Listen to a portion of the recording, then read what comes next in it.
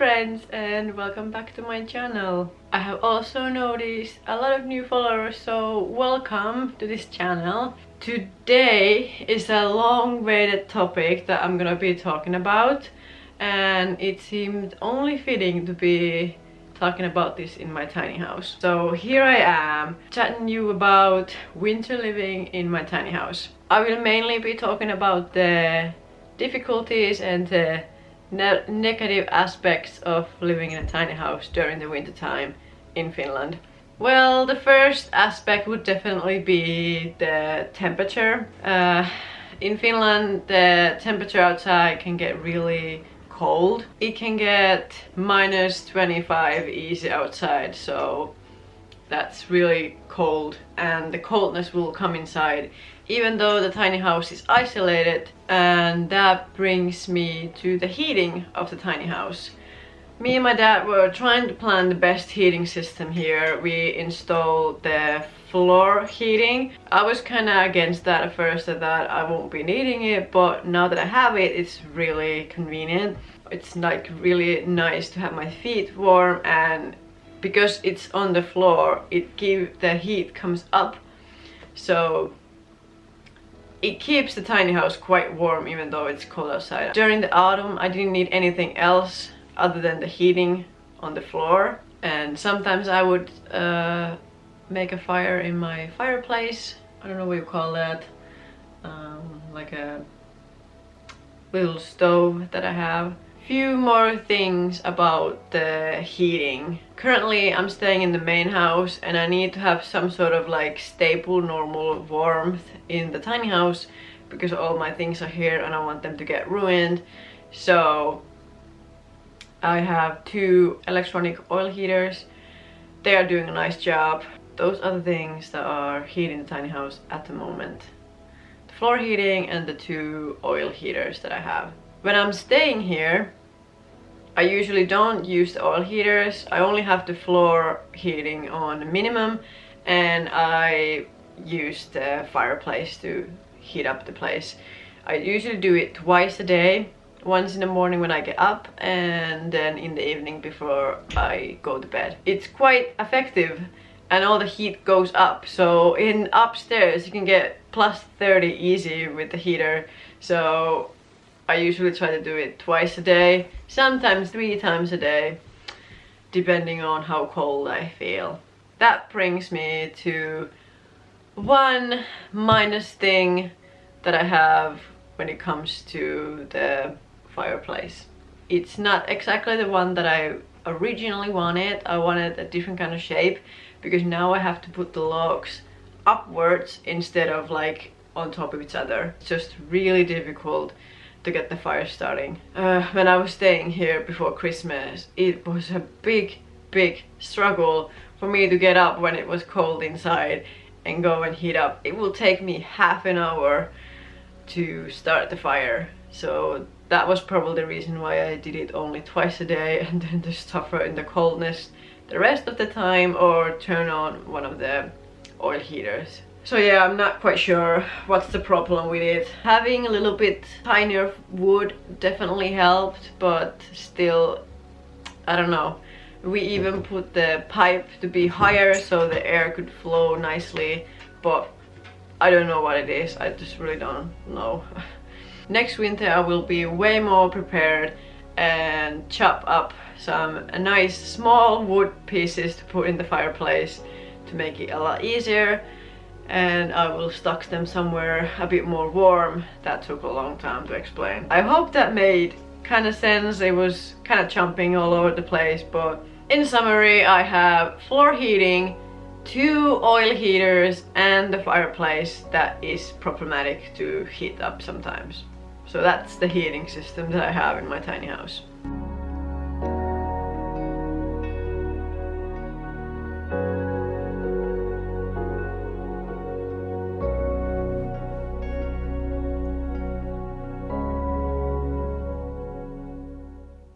One of the things I also tried when it was snowing, which I don't particularly like. One good thing about snow is that it can be used as an isolation. So what I tried to do this winter was to shovel it up against my tiny house, so the floors, like the ground, was covered with the snow, and it would keep the wind out and the cold out a little bit.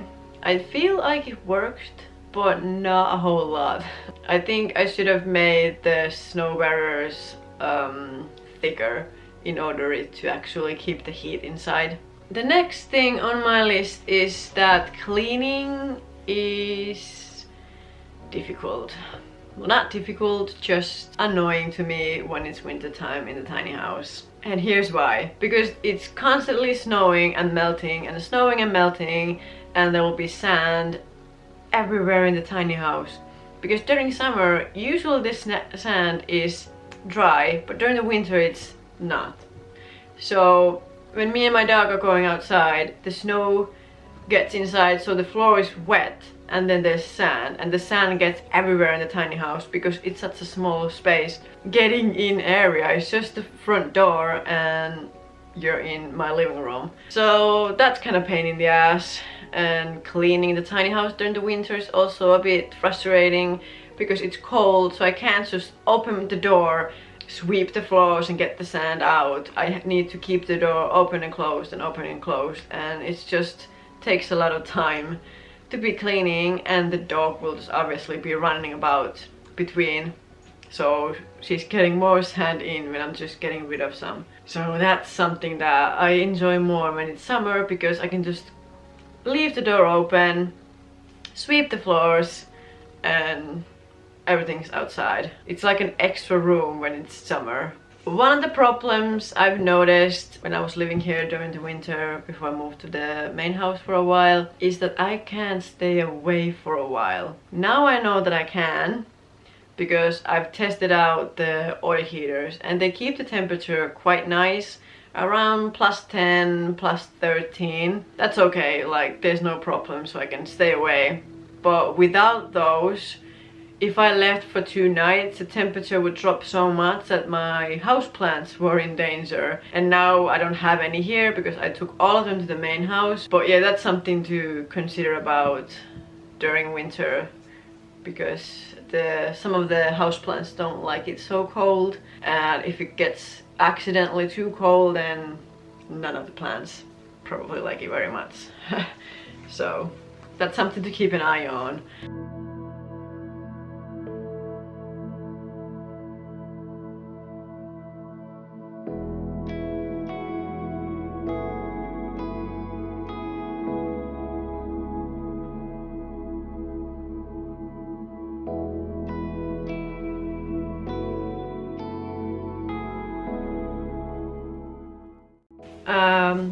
Well, the biggest problem that I faced living here during winter was my pipes freezing. And because I moved here before the tiny was completely ready, I didn't have running water, so I needed to get the running water from the main house. But I had pipes to take it out, and that froze at some point, so the water was coming like up the pipe to my cabin underneath my sink. What we ended up doing was to put like this heater kind of wire in the pipe all the way down. That kind of solved it, but it would freeze now and then, so I would have to like turn it off and on, and yeah, that was just kind of annoying. What I did was I put like a little bucket in my sink, so I would put the water there, but it was kind of gross because the water was kind of icky, and then all the plates and things were there. So let's just say it would be a lot more convenient next winter if I get the running water in and the water out without problem. And I think one of the reasons why the pipe froze is that because we didn't have time to put a proper isolation on it, and we didn't have time to dig it too deep in the ground, so it's very shallow now. That will be fixed for the next winter if I'll be staying here. But overall, there wasn't that many big problems. I was expecting more, to be honest, but nothing leaked, for example, so I was grateful for that. The temperature I thought would be dropping way lower, but it's been nice even now when I'm not staying here and I have the heaters on. It's quite nice, like I could definitely be staying here and no problem. Then again, it's not very cold outside at the moment, but still. I would like to be more self-efficient when it comes to heating. My goal is to have the fireplace going a lot more next winter, and I also have a plan to install solar panels so I could use my own electricity. But installing the solar panels will be way in the future for me. I don't have the finance to do that next summer, I don't think, at least. Other things I was considering was this air condition machine that has other part on the outside and other part on the inside and can be controlling to get warm inside or cool it down when it's summer. That also wasn't in the budget for last year or maybe even this year, and I have no idea how much electricity that will take, so that's problematic. Although I can probably get very sustainable like wind power electricity in this tiny house, but still I would like to be more self-efficient, like more off-grid in the future. But I'm taking it step by step, just kind of slowly getting used to things.